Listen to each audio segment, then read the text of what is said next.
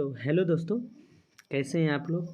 तो आज की इस वीडियो में हम आपको बताने वाले हैं क्लास 10 का आपका जो भी सब्जेक्ट इकोनॉमिक्स का ये चैप्टर 2 राज्य एवं राष्ट्र की आय, उसका जो भी आपको प्रश्न उत्तर अभ्यास का प्रश्न उत्तर है दोस्तों, आज हम उसके बारे में चर्चा करेंगे। उसमें आपको हो जाएगा ऑब्जेक्टिव, लघु उत्तरीय, दीर्घ उत्तरीय, इन सभी प्रश्नों के बारे में हम चर्चा करेंगे।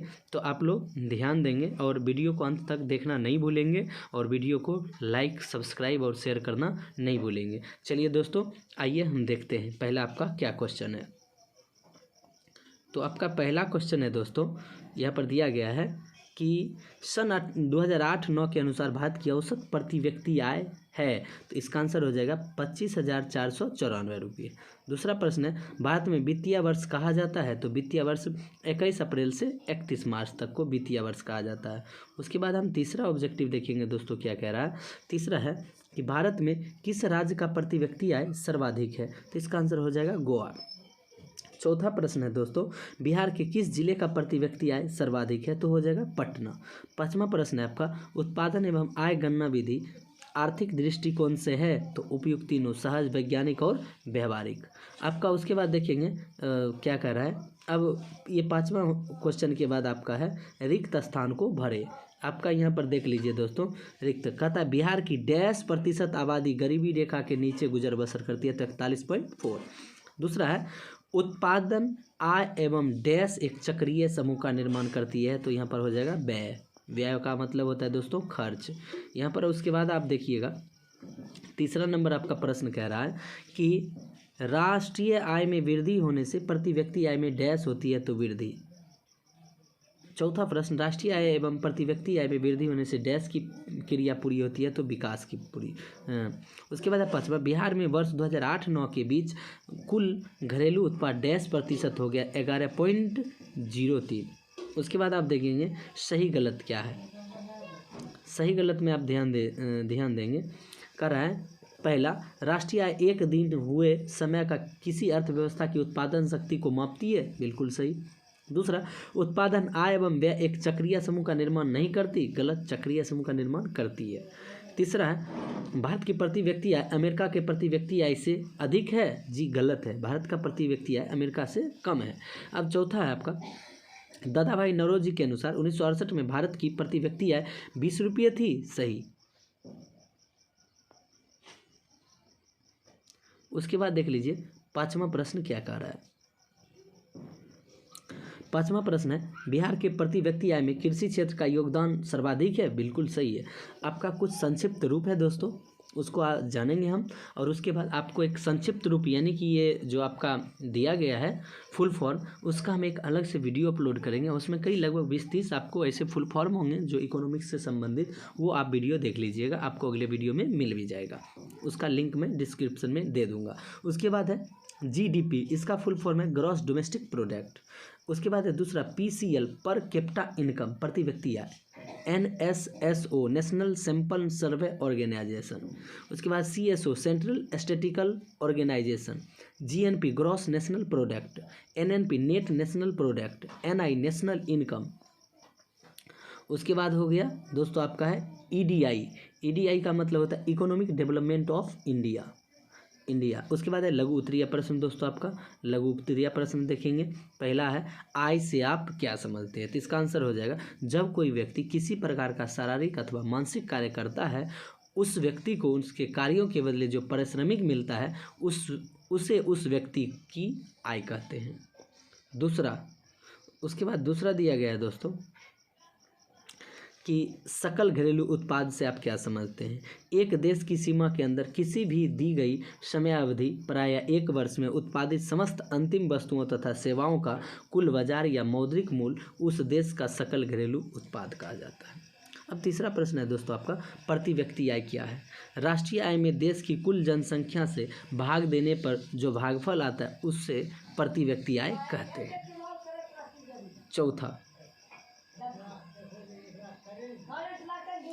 चौथा है, भारत में सर्वप्रथम राष्ट्रीय आय की गणना कब और किनके द्वारा की गई, तो भारत में सर्वप्रथम राष्ट्रीय आय की गणना 1868 में दादा भाई नौरोजी द्वारा की गई थी।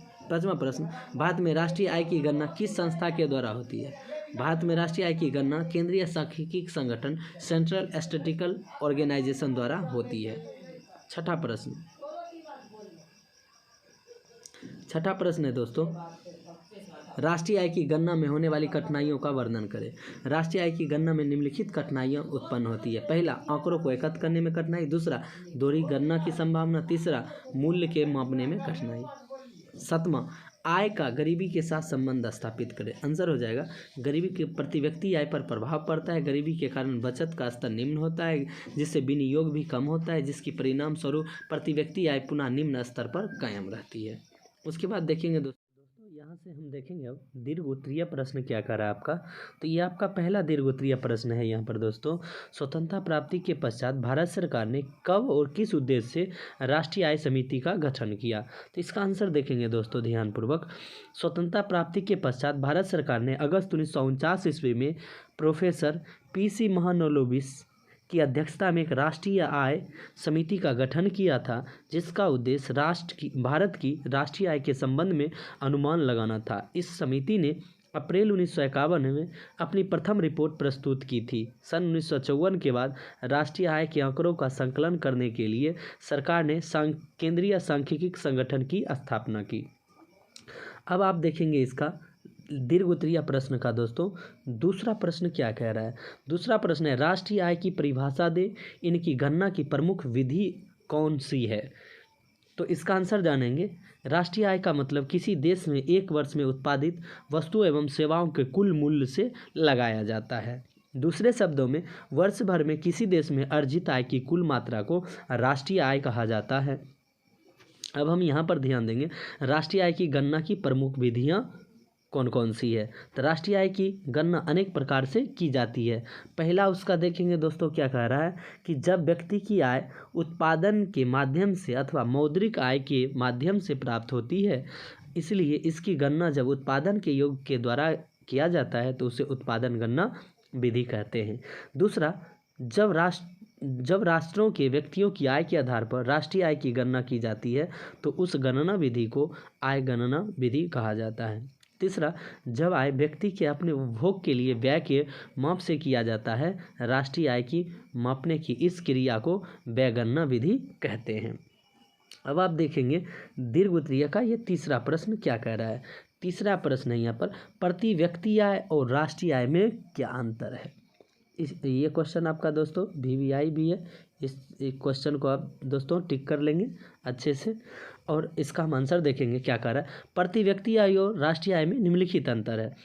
इसका और होगा, राष्ट्रीय आय में देश की कुल जनसंख्या से भाग देने पर जो भागफल आता है उसे प्रति व्यक्ति आय कहते हैं, जबकि राष्ट्रीय आय का मतलब किसी देश में एक वर्ष में उत्पादित वस्तुओं एवं सेवाओं के कुल मूल्य से लगाया जाता है। दूसरे शब्दों में, वर्ष भर में किसी देश की अर्जित आय की कुल मात्रा को राष्ट्रीय आय कहा जाता है। तो ये दोस्तों आपका प्रति व्यक्ति आय और राष्ट्रीय आय में अंतर था। उसके बाद देखेंगे चौथा प्रश्न क्या कह रहा है आपका कि राष्ट्रीय आय में वृद्धि भारतीय विकास के लिए किस तरह से लाभप्रद है, वर्णन करें। इसका आंसर होगा, किसी भी राष्ट्र की आर्थिक स्थिति के आकलन का सर्वाधिक विश्वसनीय मापदंड है।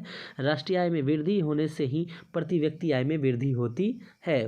वर्तमान युग में प्रत्येक देश अपने अपने तरीके से विकास की योजना बनाता है, जिसका लक्ष्य राष्ट्र के उत्पादक साधनों की क्षमता को बढ़ाकर अधिक आय प्राप्त करना होता है। इसी तरह शिक्षा, विज्ञान और प्रौद्योगिकी के क्षेत्र में पूंजी विनियोग के द्वारा रोजगार का सृजन किया जाता है, जिससे लोगों को आय में वृद्धि होती है। वास्तव में राष्ट्रीय आय में वृद्धि भारत का समुचित विकास होगा, साथ ही हम विकसित देश की श्रेणी में आ सकेंगे। अब हम यहाँ पर ध्यान देंगे दोस्तों, पांचवा आपका दीर्घ उत्तरीय क्या कर रहा है। विकास में प्रति व्यक्ति आय पर संक्षिप्त टिप्पणी लिखें। आंसर लिखेंगे, किसी भी राष्ट्र की संपन्नता एवं विपन्नता वहाँ के लोगों की प्रति व्यक्ति आय से भी की जानी जाती है। यदि प्रति व्यक्ति आय निम्न होगी तो राष्ट्र विपन्न होगा, जबकि प्रति व्यक्ति आय अधिक होती है तो राष्ट्र संपन्न होगा। प्रति व्यक्ति आय के समग्र रूप को ही राष्ट्रीय आय कहा जाता है। प्रति व्यक्ति आय में बढ़ोतरी होने से उत्पादन की मांग में बढ़ोतरी होगी। इस मांग को पूरा करने के लिए उत्पादन का अधिकतम उत्पादन करना होगा, जिससे आर्थिक विकास की प्रक्रिया तेज होगी, रोजगार के अवसर बढ़े रहेंगे, पूंजी का विनियोग होगा एवं बेहतर शिक्षा लोग पा सकेंगे, जिसके कारण राष्ट्र आर्थिक प्रगति की ओर बढ़ेगा। अब आपका छठा प्रश्न कह रहा है, क्या कह रहा है, ध्यानपूर्वक देखेंगे। छठा प्रश्न है, क्या प्रति व्यक्ति आय में वृद्धि राष्ट्रीय आय को प्रभावित करती है? वर्णन करें। आंसर होगा, प्रति व्यक्ति आय में वृद्धि से राष्ट्रीय आय में वृद्धि होती है, क्योंकि प्रति व्यक्ति आय संयुक्त रूप से सभी व्यक्तियों की आय के योग को राष्ट्रीय आय कहा जाता है। राष्ट्रीय आय एवं प्रति व्यक्ति आय में परिवर्तन होने से इसके प्रभाव लोगों के जीवन स्तर पर पड़ता है। राष्ट्रीय आय वास्तव में देश के अंदर पूरे वर्ष भर में उत्पादित शुद्ध उत्पत्ति को कहते हैं। यदि इस प्रकार राष्ट्रीय आय के सूचकांक में वृद्धि होती है तो इससे लोगों के आर्थिक विकास में अवश्य वृद्धि होगी। ये दोस्तों आपका दूसरा चैप्टर का जो भी प्रश्न उत्तर था वो आपको खत्म हो चुका है। अगर वीडियो आपको अच्छी लगी तो वीडियो को लाइक, सब्सक्राइब और शेयर करना नहीं भूलेंगे। दोस्तों आपको फिर अगला चैप्टर, तीसरा चैप्टर जो है सो वो आपको मिल जाएगा अगले वीडियो में।